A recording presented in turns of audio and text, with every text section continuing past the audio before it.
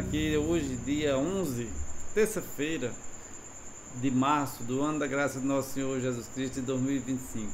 Desejando a você muita paz, muita paciência, que Jesus possa sempre transformar os nossos corações igual ao coração dele, manso e humilde. Que a gente tenha virtudes nessa vida, que a gente tenha a sabedoria, a inteligência emocional para enfrentarmos o nosso dia a dia com muita calma, com muita sabedoria. Que Ele nos livre dos maus, que Ele nos dê sabedoria para a gente saber o caminho correto, que a gente não dê oportunidades ao encardido, ao diabo, de nos afastar dos propósitos de Deus. Que você hoje possa refletir, aonde é que eu estou colocando as minhas esperanças, porque devemos sempre lembrar do verbo esperançar, não do verbo esperar. É a esperança do verbo esperançar, porque se nós formos parar e esperar as coisas acontecer, não vai acontecer nada. Temos sempre que agir, trabalhar, estudar, colocar nossas orações em prática, a nossa fé reforçada, do verbo esperançar. Porque o cristão que espera deitado, ele vai ficar esperando mesmo, não vai acontecer nada. O cristão tem que ser ativo, alegre, tem que ser luz e sal na terra, para que a gente cresça, atinja nossos objetivos, principalmente o objetivo principal, que é a nossa salvação, o nosso caminho, a nossa ida para o reino de Deus. É fácil? É não. É um caminho de muitas cruzes às vezes pesadas. Eu sei, porque eu tenho as minhas. Acredito que vocês também têm as cruzes de vocês. Não vamos agir com hipocrisia. Não é fácil para ninguém, mas se a gente tiver Jesus no coração, se a gente tiver com nossas orações, as coisas se tornam diferentes. O nosso olhar para os nossos problemas, para as nossas cruzes, vai ser um olhar diferente, um olhar com esperança, um olhar com fé, um olhar com caridade, com misericórdia. Porque às vezes também estamos nos colocando como o último dos últimos, como o pior dos piores. Não, somos cristãos, somos batizados da nossa igreja católica, somos guiados. A nossa fé veio dos nossos pais, dos nossos avós, temos uma tradição. E que você possa sempre dizer: eu estou com Cristo, Cristo está comigo e eu vou vencer. Vou vencer hoje e vou vencer amanhã. Mas tem que fazer a sua parte. Temos que fazer a nossa parte. O esforço é recompensado. As horas de estudos são honradas por Deus. As horas de trabalho são honradas por Deus. Mas se nós pararmos e formos somente olhar as coisas difíceis, vai nos paralisar. O medo nos paralisa. O cristão não tem que ter medo. O cristão tem que ter prudência e fé. Medo não. Como diz um parente meu, né? Um tio meu das antigas, ele disse: coragem eu não tenho não, mas o medo é bem pouquinho. Então, meus irmãos e minhas irmãs, a gente tem que agir assim. Coragem eu não tenho não, mas o medo é bem pouquinho. Porque o medo nos paralisa. E o evangelho de hoje é o evangelho de Mateus, capítulo 6, versos de 7 a 15. Proclamação do evangelho de Jesus Cristo, segundo Mateus. Glória a vós, Senhor. Naquele tempo, disse Jesus a seus discípulos: quando orardes, não useis muitas palavras, como fazem os pagãos. Eles pensam que serão ouvidos por forças das muitas palavras. Não sejais como eles, pois vosso Pai sabe do que precisais, muito antes que vós os peçais. Vós deveis rezar assim: Pai nosso que estás nos céus, santificado seja o teu nome. Venha a nós o teu reino. Seja feita a tua vontade, assim na terra como nos céus. O pão nosso de cada dia nos dai hoje. Perdoai as nossas ofensas, assim como nós perdoamos a quem nos tem ofendido. E não nos deixeis cair em tentação, mas livrai-nos do mal.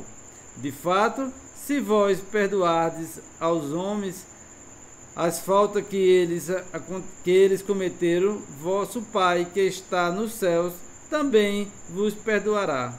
Mas se vós não perdoardes aos homens, vosso Pai também não perdoará as faltas que vós cometestes.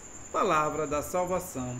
Glória a vós, Senhor. Então vejam, meus irmãos e minhas irmãs, que no Evangelho de hoje Jesus nos ensina a oração do Pai Nosso.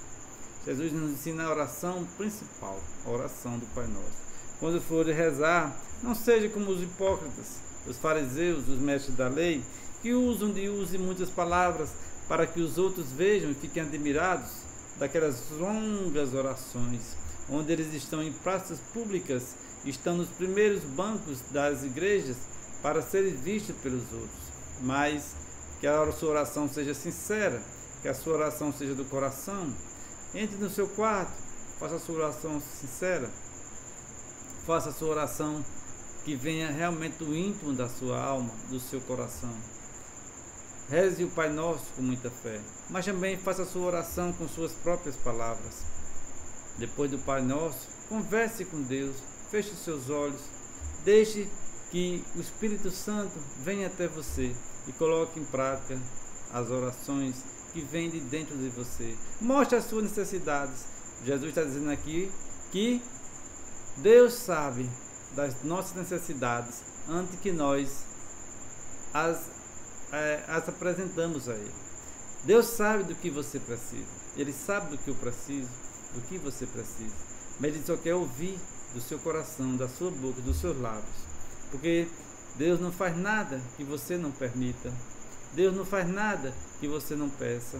Deus não faz nada que você não esteja em oração pedindo aquela graça. Porque Ele respeita as nossas decisões. Deus é bom e justo. Bom por quê? Porque Ele permite que nós plantamos o que nós quisermos. Mas Ele é justo, que Ele também permite a colheita.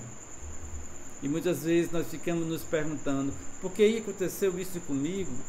Só comigo? Devemos também olhar para a nossa plantação, que às vezes nós plantamos há 10 anos, há 20, há 30, há 50. E eu estava em Recife, lá no tratamento dos olhos lá em Recife, e conversando lá com uma pessoa, e começamos a conversar enquanto aguardava o médico, ela dizendo que o pai dela estava com câncer de pulmão, um câncer terminal. E conversando com ela lá, ela dizendo que na última conversa que teve com o pai estava muito sereno, muito tranquilo, porque já estava numa fase terminal, mas ainda estava consciente. E antes dele morrer, ele disse: filha, eu estou tranquilo, eu só estou fazendo a minha colheita.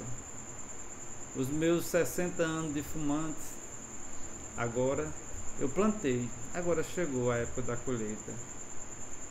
Ele louvava a Deus, rezava com a filha antes dele morrer e dizia: Deus é bom, porque Ele permite fazer a plantação, mas Deus é justo, Ele também permite a colheita. Então era um cristão consciente. Ele não foi culpar a Deus, ele não foi culpar a vida, não foi culpar os parentes, ele não.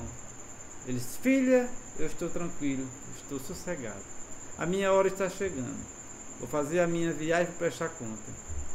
Peço a Deus perdão, mas eu só estou fazendo a minha colheita. Então, que a gente possa também ter essa maturidade, essa sinceridade.